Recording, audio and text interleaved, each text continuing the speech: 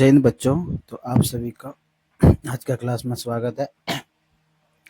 चलिए आज political science का chapter wise chapter objective question करवाएंगे जो 2026 में बिहार बोर्ड इंटर एग्जाम का काफ़ी इंपॉर्टेंट है। सारा क्वेश्चन ऑब्जेक्टिव यहीं से आएगा। लमसम में 700 ऑब्जेक्टिव करवाएंगे। 700 में तो आप लोग 50 बना ही देंगे। चलिए आज का क्लास है चैप्टर बाय चैप्टर ऑब्जेक्टिव करवाएंगे। तो चलिए आज का मेरा क्लास है, चैप्टर का नाम है एक दलीय प्रभु प्रभुत्व का दौर। एक दलीय प्रभुत्व का दौर।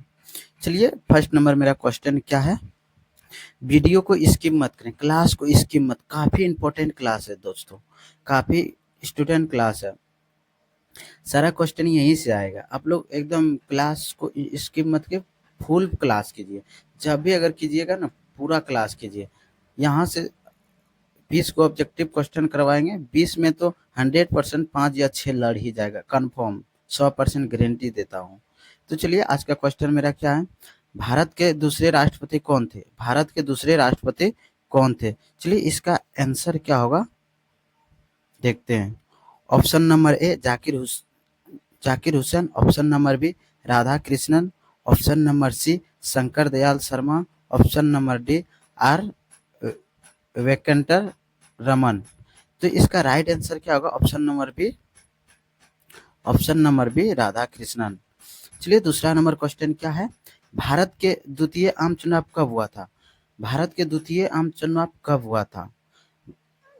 इसका आंसर क्या होगा? चलिए हम देखते हैं ऑप्शन की ओर। Option number A 1952, option number 2 1955, option number C 1957, option number D इनमें से कोई नहीं।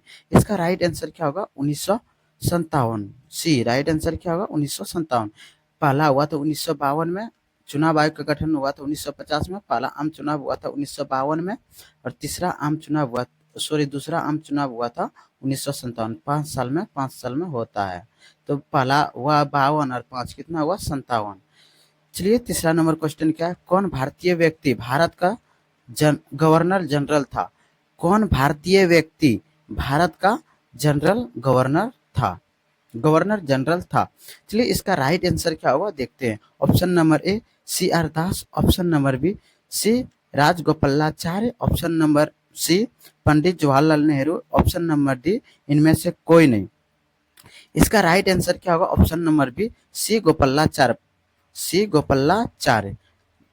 भारतीय व्यक्ति भारत का गवर्नर जनरल कौन था? सी गोपालाचार्य। चलिए चौथा नंबर क्वेश्चन की ओर। भारत के प्रथम प्रधानमंत्री कौन थे? भारत के प्रथम प्रधानमंत्री कौन थे? इसका राइट आंसर क्या होगा? चलिए हम लोग देखते हैं ऑप्शन की ओर। Option number A Rajendra Prasad, option number B Sardar Patel, option number C Pandit Jawaharlal Nehru, option number D इनमें से कोई नहीं। इसका राइट आंसर क्या होगा? Option number C Pandit Jawaharlal Nehru. Bharat का प्रथम प्रधानमंत्री कौन थे? पंडित जवाहरलाल नेहरू। चलिए क्वेश्चन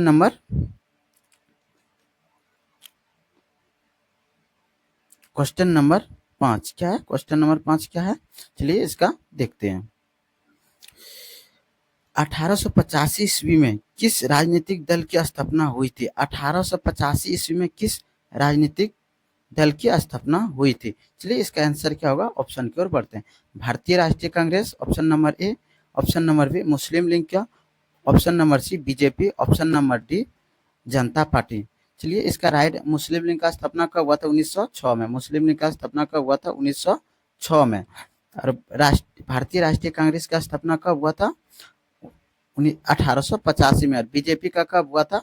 1980 में। और जनता पार्टी का कब हुआ था? 1977 ईस्वी में। 1977 ईस्वी जनता पार्टी का।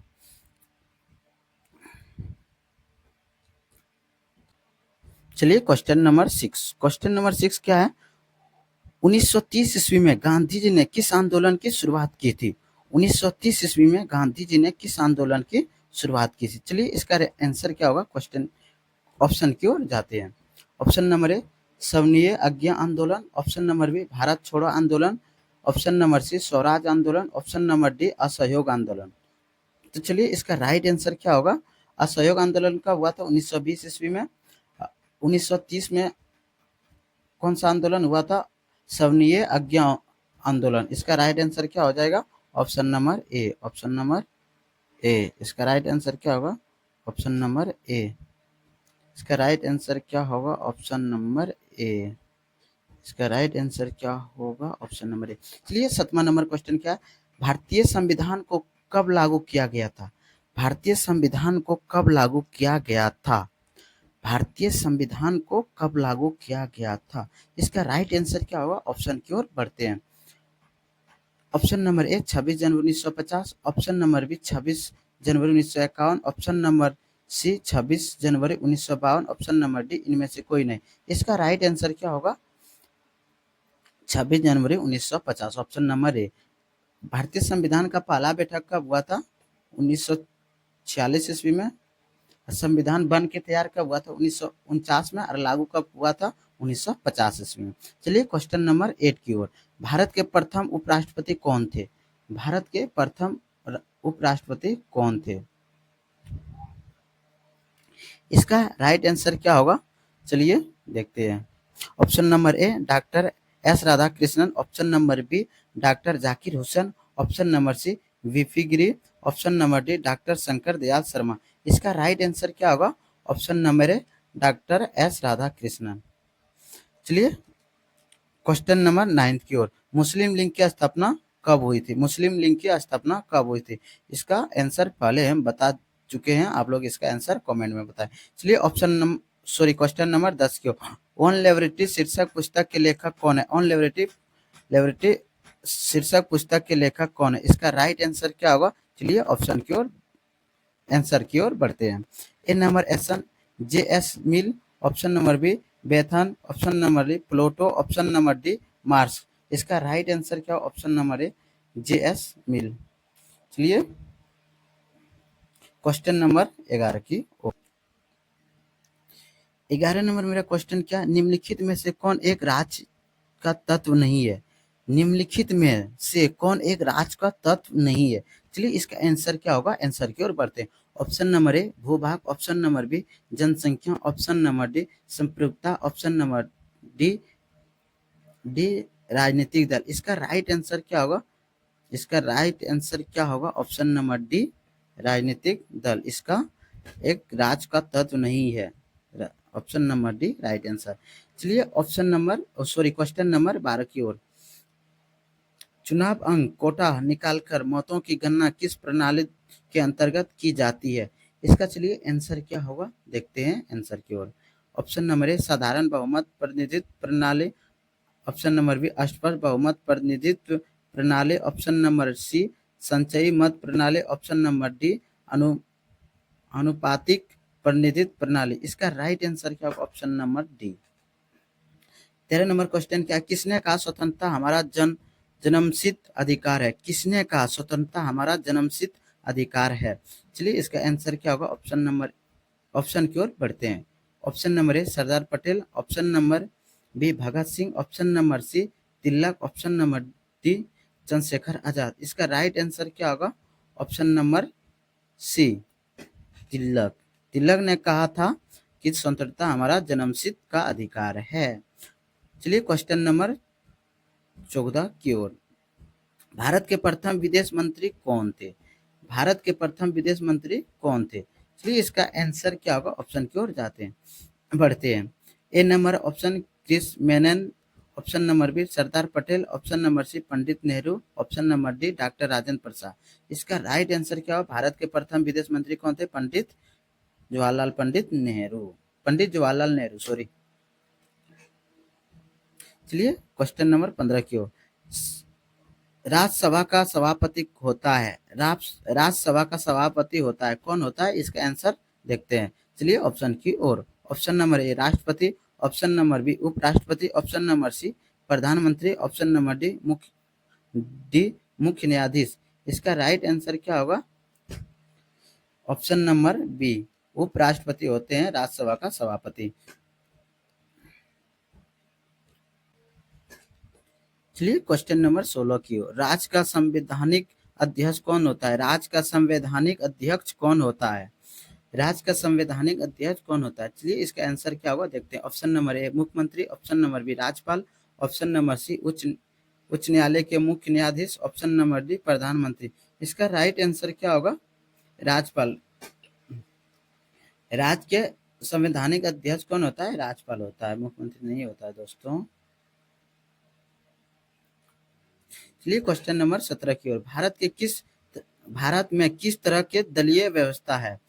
भारत में किस तरह के दलीय व्यवस्था? इसका आंसर क्या होगा? चलिए देखते हैं। ऑप्शन नंबर ए एक दलीय व्यवस्था, ऑप्शन नंबर बी द्विदलीय व्यवस्था, ऑप्शन नंबर सी बहुदलीय व्यवस्था, ऑप्शन नंबर डी एक दलीय प्रभुत्व वाली व्यवस्था। इसका राइट आंसर क्या होगा? बहुदलीय। क्योंकि एक दलीय तो नहीं है, यहाँ कोई भी चुनाव लड़ सकता है। देखिए अगर किसी को कोई पार्टी अगर टिकट नहीं देता है तो निर्दलीय से वो चुनाव लड़ता है।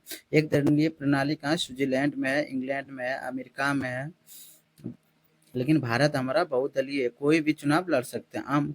हम भी लड़ सकते हैं, आप भी लड़ सकते हैं, जितना भी भारत का नागरिक है कोई भी चुनाव लड़ सकता है।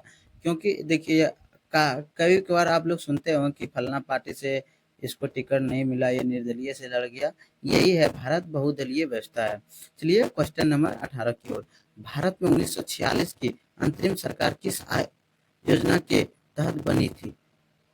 भारत में 1946 की अंतरिम सरकार किस योजना के तहत बनी थी? इसका आंसर क्या होगा? Option number A cabinet mission, option number B Mountbatten योजना, option number C Cripps mission, option number D इनमें से कोई नहीं। इसका राइट आंसर क्या होगा? Cabinet mission. कैबिनेट मिशन के तहत पहली बार सरकार बनी थी, अंतरिम सरकार बनी थी। वही सरकार में संविधान को अपनाया गया था। तो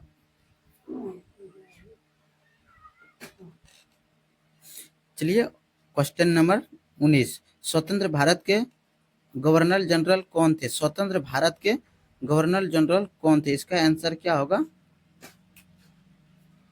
इसका आंसर क्या होगा? चलिए ऑप्शन की ओर। Option number A C Gopalacharya, option number B Lord Mountbatten, option number C Wavell, option number D K M Munshi. इसका राइट आंसर देखो, अगर यहाँ भारत रहता, स्वतंत्र भारत के, इसका राइट आंसर क्या होगा? स्वतंत्र भारत के।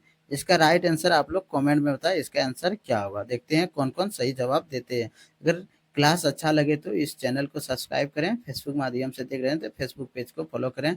Daily chapter wise chapter important PYQ करवाएंगे, प्रीवियस ईयर क्वेश्चन, जो एग्जाम से काफ़ी रिलेटिव होगा। 2026 में इंटर का फाइनल एग्जाम होगा, उससे काफ़ी रिलेटिव होगा। आप लोग टेंशन मत लीजिए। सारा पॉलिटिकल साइंस का ऑब्जेक्टिव यही 700 ऑब्जेक्टिव करवाएंगे, 700 ऑब्जेक्टिव करवाएंगे, जिसमें आप लोग 50 गो एकदम सही मार्क आएंगे। 50 में 50 ऑब्जेक्टिव सही करना है भाई। अगर 400-450 प्लस लाना है तो 50 में 50 सही करके आना है। और हम गारंटी देते हैं, आप लोग मेरा क्लास डेली देखिए, 450 100% आएगा। सब्जेक्टिव का भी क्लास हम करवाएंगे। तो इस क्लास अगर क्लास अच्छा लगे तो वीडियो को शेयर करें और चैनल को सब्सक्राइब करें, फेसबुक पेज को फॉलो करें, इंस्टाग्राम को भी फॉलो करें। बाय, धन्यवाद।